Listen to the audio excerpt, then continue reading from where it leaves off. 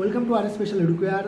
তোমাদের যে প্রাথমিকে 13,421 শূন্য পদে যে ইন্টারভিউ চলছে, সেই ইন্টারভিউ প্রসেসে ভ্যালিড ক্যান্ডিডেট কত হতে পারে এই বিষয় নিয়ে আজকে আমরা বিস্তারিত আলোচনা করব। তো তার আগে বলে রাখি, এটা কিন্তু আমাদের সেকেন্ড ইউটিউব চ্যানেল। যারা এই চ্যানেলে প্রথমবার ভিজিট করছো, চ্যানেলটিকে অবশ্যই সাবস্ক্রাইব করে বেল আইকনটি প্রেস করে রাখো, যাতে পরবর্তী আপডেটগুলো সবার আগে তোমার কাছে পৌঁছে যায়। দেখো, তোমাদের যে যখন ফর্ম ফিল আপ হয়েছিল, সেই সময় বিভিন্ন পেপার কাটিং বা পর্ষদ সূত্রে আমরা যে ইনফরমেশনটা পেয়েছি, সেই ইনফরমেশন অনুযায়ী তোমাদের প্রায় 58 থেকে 60,000 ক্যান্ডিডেট কিন্তু ফর্ম ফিল আপ করেছিল। এর পরবর্তী সময়ে আমরা জানতে পারি যে সেই ফর্ম ফিল আপের মধ্যে অনেক ইন সার্ভিস ক্যান্ডিডেট আছে যারা ফর্ম ফিল আপ করেছে, অনেক এনআইওএস ক্যান্ডিডেট আছে যারা ফর্ম ফিল আপ করেছে। এবার এই ইন সার্ভিস ক্যান্ডিডেট এবং এনআইওএস ক্যান্ডিডেটে কারা, কেনই বা তারা ফর্ম ফিল আপ করেছিল এবং তারা কেনই বা তাদের কথা আমি তোমাদের বলছি, এই বিষয়টা তোমাদের জানতে হবে। তো দেখো, ইন সার্ভিস ক্যান্ডিডেট আমরা যদি প্রথমে বলতে যাই, ইন সার্ভিস ক্যান্ডিডেট হচ্ছে তারা যারা আগে থেকে প্রাথমিকে বা অন্য জায়গায় কাজ করছে বা অন্য জায়গায় চাকরিতে যুক্ত আছে। তো মেনলি যে বিষয়টা আমি বলবো যে ইন সার্ভিস এই যে 13,421 শূন্য পদে যে অ্যাপ্লাই করেছিল, সেখানে প্রায় 99% ক্যান্ডিডেটই আছে যারা প্রাথমিকে শিক্ষকতা করছে, সেরকম ইন সার্ভিস ক্যান্ডিডেট।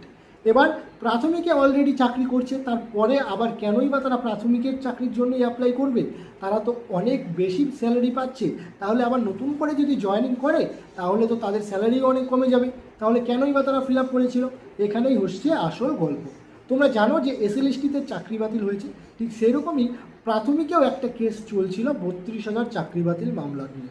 তো সেরকম কেসে তারা যাতে না পড়ে, অর্থাৎ তাদের যদি সেই 32,000 যে প্যানেল, সেখান থেকে যদি চাকরিটা বাদ হয়ে যায়, তারপরেও যাতে তারা কর্মরত থাকতে পারে, অর্থাৎ এই নতুন প্যানেলে যাতে তারা আবার নিযুক্ত হতে পারে, এর জন্য তারা আবার অ্যাপ্লাই করেছিল, যাতে সেই 32,000 প্যানেল বাতিল হলেও তারা যাতে এই প্যানেলে যুক্ত হয়ে যেতে পারে। তো এই ছিল ইন সার্ভিসদের গল্প। এর পাশাপাশি আমি বলবো এনআইওএস কারা। এনআইওএস হচ্ছে যারা যারা national institute of open schooling থেকে ডিএলএড করেছিল। যেরকম তোমরা গ্র্যাজুয়েশন করো অনেকে ওপেন ইউনিভার্সিটি থেকে, যেরকম নেতাজি সুভাষ ওপেন ইউনিভার্সিটি আছে, এনআইওএস, তারপর ইগনু আছে। ঠিক এরকমই এনআইওএস থেকে যারা ডিএলএড করেছিল, তাদের ডিএলএডের কোর্স কিন্তু ছিল 18 মাসের, আর তোমাদের যে ডিএলএড কোর্স সেটা হচ্ছে 24 মাসের।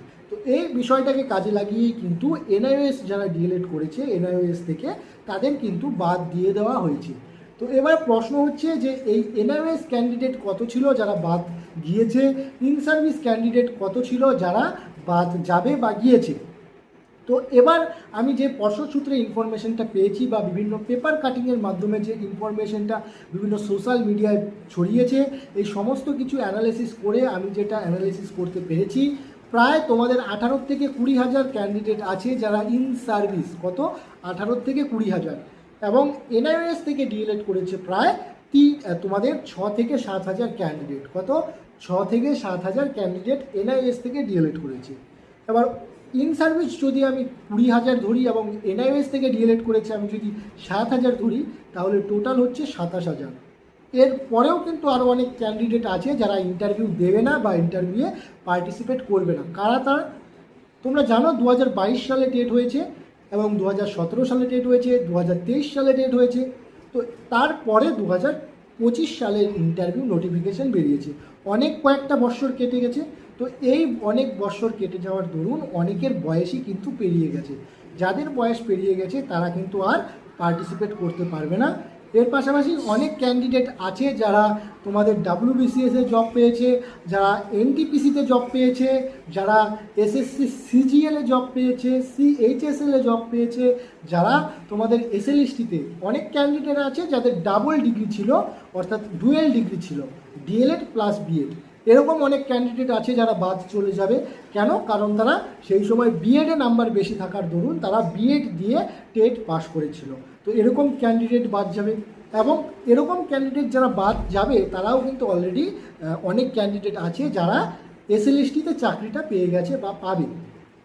তো এরকম ক্যান্ডিডেট কিন্তু ইন্টারভিউ ফর্ম ফিল আপ করবে না। তো এরকম যদি আমি 3 থেকে 4,000 ধরি, তাহলে তোমাদের কত হচ্ছে? তাহলে তোমাদের ওদিকে 27 আর এদিকে 3-4 হাজার যদি ধরি, 30 থেকে 31,000 কিন্তু ক্যান্ডিডেট একদম বাদ চলে যাচ্ছে। এবার আমি যদি 60,000ও ধরি ফর্ম ফিল আপ হয়েছিল, তো 60,000 থেকে যদি আমি 30,000ও বাদ দেই, তাহলেও কত দাঁড়াচ্ছে? 30,000 ক্যান্ডিডেট।